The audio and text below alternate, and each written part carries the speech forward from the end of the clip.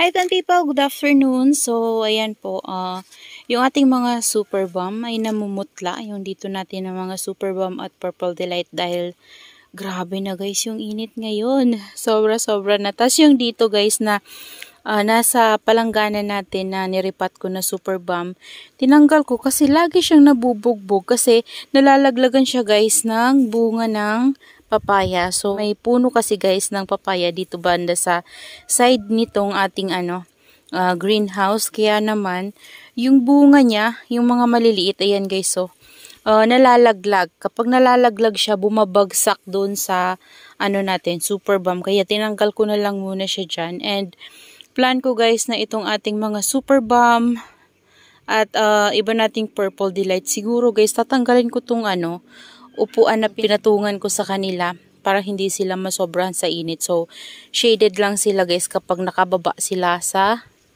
lupa. Ayan, siguro ibababa ko na lang sila sa lupa. Pero sana guys, hindi masira, no? Kasi may mga palaka talaga dito guys. Ayan, pag-iisipan ko kung anong dapat gawin sa kanila guys. Kasi nasusobrahan talaga guys sa init to. Namumutla kasi guys, nag-iiba yung color nila. Yan, kung mapapansin nyo po sa ganyan siya. Parang nag-yellow yung leaves ng ating super bomb. So, ang tataba nila and yung ang dahon nila guys, parang nasusobrahan sa init, nagaganyan siya oh. Ayan. So, nanguha ako kanina guys ng mga leaves dun sa mga purple delight natin. So, nandito sila guys. Yan. So, ayan oh. Tingnan nyo guys. Ayan oh. Yan dito. Medyo makulimlim na dito banda kasi natatakpan dito ng puno ng mangga. Tsaka ng kalamansi. So, dito ko nilagay guys yung mga kinuha kong leaf propagation. Ayan. So, dito ko na lang muna siya. Okay lang naman yan guys, mabasa kung sakaling umambon-ambon, pero ngayon kasi guys, wala talagang dito, ulan. Ayan oh, kailangan ko magdilig dito sa ating mga ornamentals kasi sila guys, natutuyaan na ng sobra. Ayan, so nandito ko nilagay guys yung ating super bomb oh. Diyan muna siya. Yan, tapos, may ginawa pala ako guys last day. So, nandito yung ginawa natin guys. Yan, dito. Yan, dito ko siya nilagay. Tinanggal ko yung isang pot, yung white pot natin dyan. So, eto, niripat ko to dito guys, yung string of hearts natin na naglalaylay na yung ganito. Yan, so, naisip ko na, iripat na lang siya dito. Ito yung pot ng pinropagate ko na burrito at saka donkey's tail na pinagsama ko guys. So, tinanggal ko na lang yon, nilipat ko dun sa pot nito. Yan kasi nakahang yung pot nito guys. Yun yung nilagay ko dun. Tapos ito, nilipat ko dito kasi pinapagapang ko siya dito sa ginawa kong heart. Ayan guys. So, lalagyan ko sana yan guys ng bunot ng nyug. Kaso lang, iniisip ko, kapag may bunot kasi yan siya guys ng nyug, ang mangyayari kapag 'di ba dinidilig natin, kakalawangin to. Yan, kakalawangin siya, tas ang mangyayari nun, mabilis tong masira. So hindi ko na lang nilagyan ng bunot. Ayan, pero lagi ko to guys dinidilig-dilig kasi syempre mahilig sa water si string of hearts. So soon, kapag yung ko guys, variegated ko nagtitrail na din, iriripat ko din siya sa ganito at gagawan ko rin ng ganyan guys. Ayan. So yan guys yung i-share ko sa inyo ngayon. Ay ang ginawa kong heart na yan guys. So mas maganda yung variegated siguro gawin na ganyan. Pero antayin ko muna yun guys na mag-trail. Nagtitrail naman na siya pero kunti pa lang. So ito kasi sobrang dami na nang nagtitrail sa kanya. Pero hindi pa siya guys magandang tingnan kasi hindi pa siya napupuno. Yan. So kapag humaba yung mga dulo ng iba, papaikutin ko na lang dyan guys. So, ayan guys yung natatanggap na sunlight ng ating mga carunculated succulents dito. Ayan. Sobrang init talaga guys ngayon. Kahit na nandito guys tayo sa ilalim ng ng net. Ayan, sobrang alinsangan po. Grabe. Ang sakit-sakit ng init. Ayan oh. Grabe guys. Buti kinakaya ng ating mga carunculated succulents yung ganyan na init. Alam nyo ba guys, yung carunculated succulents natin from Ma'am Jeneline Nasaraw, ay nandyan na din. Nainitan na po sila ng full sun. Ayan. So, ayan na po sila tinanggal guys. So, bali ni-rearrange ko sila. So, ang ginawa ko, ito yung ating Baron Bold. Nilagay ko dyan guys. Yan. Tapos, yung isa natin na, sino ba yan? Si Cleopatra. Ayan. Tapos, dyan ko nilagay yung iba natin na pots na ganyan. Kasi, wala na akong mapag-anuhan sa kanila ng net. Kasi, ginamit ko yung net guys. So, ayan. Sobrang init po talaga, guys. So, nandito yung galing kay Ma'am Jen. Si Opal Moon. Yan. Nilagay ko dyan, guys. Para mainitan sila ng sobra at, tawag dyan. Ma-maintain natin yung karangkilited sa leaves nila. So, mahilig talaga sila, guys, sa sunlight. So, ilang araw ko lang, guys, sila na, na-acclimatize. Bali, pagdating sa atin na naarawan sila ng morning sun,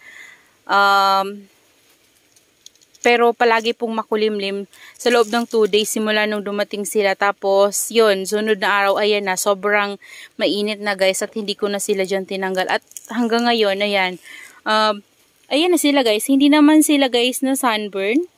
Ayan, so gusto talaga ng mga karangkilited succulents natin yung sobrang init, no? Ayan, no, kasi kahit na hindi sila, hindi pa sila masyadong tumatagal dito sa ating location. Okay na sila. Ayan, nadiligan ko na rin yan guys. Lahat ng mga succulents galing kay Ma'am Jen, nadiligan ko na. So, nandito yung iba natin. Nandito din yung Baron Bold na isa guys. Ayan, nandyan sa taas. Kasi wala na akong mapaglagyan dun sa baba. So, dito na lang muna siya sa taas. Ayan. Lahat ng mga galing kay Ma'am Jen guys, nadiligan ko na. Kasi grabe guys, yung init talaga dito. Sobrang init. Ayan, pati yung super balm natin na variegated, na full bar, nadiligan ko na rin yun guys. Ayan, lahat sila guys, ang pagdilig ko po sa kanila, madalas na po ako magdilig sa kanila guys. Ayan, so, kahit na yung malalaki natin na pots, yan yung mga malalaki natin na pots na tatataniman ng mga karangkilited succulents guys, minsan twice ako nagdidilig, pero yung hindi sobra-sobra guys, so tama lang na mabigyan ko sila ng water. Yan, bubuhusan ko sila hanggang matapon, yan, ulitin ko ng isa, tapos the next day, siguro mga 2 days mahigit guys, nagbibigay ulit ako sa kanila ng water kasi ang bilis po talaga nilang matuyuan. Kasi sobrang init na po ngayon, tapos sobrang mahangin po dito guys. Ayan o. So, ayan guys, yung itsura nila. Sobrang init. Yan, hindi ko na rin ginagalaw yung mga succulents na hinang natin dyan. Kasi, mas maganda sila dyan guys. Gusto nila yung mahangin. Yan, gumaganyan-ganyan lang sila. Nagsiswing-swing sila. Gustong-gusto nila yung ganyan. So, yung mga burrito natin tsaka donkey's tail na propagation ay okay naman sila doon banda sa area na pinaglagyan ko. So, gusto talaga nila guys yung shaded lang na area. Ayan. So, para maging compact sila, doon ko sila nilagay lahat. Yung mga burrito at saka donkey's tail natin. Ayan. So, yan lang muna guys yung mai-share ko sa inyo ngayon. Pinakita ko lang sa inyo yung ginawa ko last day. Yung natin, string of heart na non-variegated nilagay ko sa pot na malaki at matangkad. Tapos naglagay tayo ng heart para doon siya iikot. Doon iikot yung natin, string of heart, 'di ba? So, bibigyan ko kayo guys ng update kapag na yan, napuno ko na siya. So, nandito yung mga pala natin guys, oh. Yan, update sa sa Aron P na kinat ko, ayun siya guys. Okay naman yung pinagkatan natin at okay naman yung kinat natin. Hindi ko pa yan sila guys dinidilig. So, nandyan din yung ating ghosty. Yan, yung ghosty ko na mother plant dahil nga nasira siya ng manok, napapangitan ako, so ginawa ko, kinat ko na lang. Tapos dito yung natin, ang mga Mendozae propagation. Ayan, sa maliit na pot na sila guys, hindi na sila yung sobrang laki, 'di ba? Kasi sabi ko sa inyo yung tinanggal ko sila doon kasi yung pot na yon pinagtamnan ko kay dugong. Yan, pinagsama-sama ko yung 4 natin na dugong sa pot na yon. So okay na guys yung dugong natin. Sapat na yun, bali diniligan ko na sila after ko silang mairipat 5 days ago. Ayan, binigyan ko na sila ng water. So, ayan guys, eto, mapupuno ko na to. Ayan, sana matagal ko na itong ginawa para napakapal ko talaga to guys. Kasi, ang nangyayari, kakapal yung mga nandito natin, tapos ginagawa ko kakat ko. Tapos hindi ko siya tinatanggal dun sa area na pinaglagyan ko sa kanya. So, kapag uminit ng sobra, nasa sunburn guys, yung bago natin na mga kinuhang cuttings na nilagay. So, nasa sunburn siya. So, kaya nilipat ko na lang siya dito. Tapos, nanguha ulit ako ng cutting sa kanya para mapuno natin tong pot na to. Ang tagal na nito guys. So, dito nanggagaling yung mga Mendoza na pinopropagate natin. Yan, kagaya ng mga yan. Yung iba dyan, galing dito. Pero, yung iba talaga guys na Mendoza na yan yung pinopagate natin. Galing dun sa nakahanging planter natin, diba, na ipakita ko yun sa inyo. Ayan, so, yun yan siya. Yan, so, bali meron na tayong 3 pots ng Mendoza. Yan, nasa white pot. Yan, papalaguin ko yan siya guys. Tapos, isang pot ng Marinade. So, yung Marinade ko, nakalbo ko na siya kasi kinuha ko yung mga ano na sa kanila guys, mahahaba na, yan, matatanda na kinuha ko. Tapos, eto, dito guys, lahat Mendoza. So, dito banda, Marinade to, oh. Yan, kasi wala na tayong makuhanan ng cuttings ng ating Mendoza. Kasi ito, tingnan nyo naman to guys, kalbong-kalbo na. Tapos, yung nakahang natin, ano na rin, kalbo na din kasi kinuhanan ko na rin siya para nga mas mapuno ko yung dalawang pot natin. So, ayan, hinaluan ko na ng Marinade. So soon, kapag mayroon naman tayong ganitong pot, so gusto ko kasi guys yung ganitong pot kasi wala na talaga akong mabilan dito. Yan, naubusan. So nagpapabili ako sa papa ko pero wala talaga. Yan, nag-aantay lang ako na magkaroon ng ganitong pot, and then kapag pwede na ulit silang kuhanan ng pang-propagate guys, ipopropagate ko ulit sila. Sa ganitong pot ko rin guys itatanim para meron tayong Marinade and Mendoza na maganda. Yan. So, maganda kasi sila guys sa pot na ganyan, no. Yan, gusto ko maparami at mapalago yung mga Mendoza ko kasi gusto ko talaga guys si Mendoza. Yan, isa siya sa mga paborito kong succulents. And then soon, mas magpaparami din ako guys ng Aron P. So, kaya naman, yung propagation natin na cuttings na nilagay sa oblong pot ay kinat ko para magkaroon ulit to ng mga new babies. Tapos, mayroon na naman tayong panibago, diba? So, ayun siya. So, soon kapag humaba na naman yan guys, gagawin ko, ikakat ko na naman siya. Kasi tatanim ko sa panibagong pot na ganyan ulit para, mas maparami natin siya at hindi na ako guys bibili. Pero yung nasa head pot natin guys na mother plant ng ating Aron P ay hindi ko na ginagalaw. Yan, hindi ko na siya kinakatan. Siguro soon kapag mas humaba na sila, mas tumaba pa sila. Yan, ko na sila guys, ikakat ko. Yan, para maipropagate ko. So, hindi na ako guys bibili. Kasi kapag bili tayo ng bili, sayang naman guys yung pera. So, mas maganda na yung mag-propagate tayo. Sa una talaga guys, pumapangit sila kapag kinakatan natin, 'di ba? Patience lang talaga guys, mag-aantay tayo ng ng time. Mag-aantay talaga tayo mga buwan bago natin sila makitang maganda ulit. Minsan nga guys, taon pa bago natin silang makitang bumalik sa ganda nila ulit. Kasi syempre, kapag kinata natin yan, matagal din sila magkaroon ng babies. Kapag nagkaroon ng babies, antayin natin silang lumaki. Tapos, hanggang sa, antayin natin na tumaba talaga sila, diba? So, matagal din yung proseso. So, ayan kagaya nung ating mga, guys, ayan si Ghosty. Dati, diba, napakita ko yan sa inyo. Sobrang lago ng ating mga Ghosty. Pero, nung kinatan ko siya, ayan, nakalbo na. So, mga panibagong baby yung lumabas sa kanya. At yung iba, guys, na stem na pinagkatan natin ay bumigay. So, hindi talaga lahat nagiging successful. So, pumapangit. So, kaya naman, kapag nag-cuttings talaga tayo, din talaga, guys, asahan natin na hindi lahat magiging successful. So, meron talagang namamaalam, pero meron din namang nagiging successful, diba? So, ayan guys, nagbigay lang ako sa inyo din ng update dito sa iba nating mga succulents. So, ayan po sila. Yan, karamihan na po sa ating mga succulents ay mga propagation. Kasi, gusto ko talaga guys magparami ng mga succulents natin. So before talaga guys, hirap na hirap talaga ako sa pag-aalaga ng mga succulents. Nung bago pa lang ako, grabe, sobrang hirap talaga guys mag-alaga ng succulents, lalo't na nangangapa pa tayo kapag beginners tayo. Yan, so nakakapanghinayang yung mga binili natin ng mga mahal tapos namamatay lang, 'di ba? So nakakapanghinayang. Kaya naman talagang inaral ko talaga guys ng mabuti, ng maigi yung pag-aalaga ng succulents kasi gustong-gusto ko talaga sila. Yung itsura nila na parang ganyan, parang roses na, 'di ba?